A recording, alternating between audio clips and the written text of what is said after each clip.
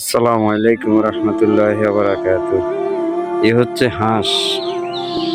এই হাঁস আমরা খুব শখ করেও খেতে পারি এবং এই হাঁসের ডিমও মানুষের জন্য খুব পুষ্টিকর এবং প্রেশার যাদের লো হয়ে থাকে এই হাঁসের ডিম খেলে প্রেশার আপনার হাই হয়ে যাবে 30 সেকেন্ডের মধ্যে।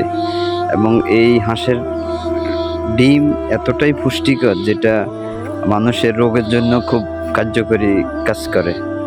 এটা হচ্ছে সেই হাঁস।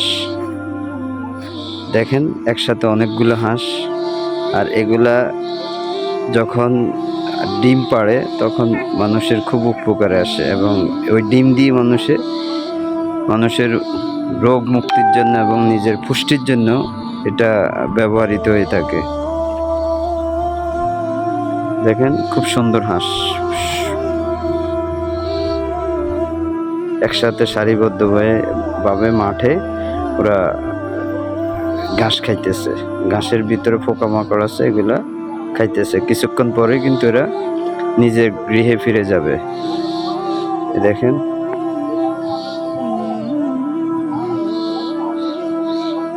কি সুন্দর খেলাধুলা করতেছে। খাওয়া শেষ।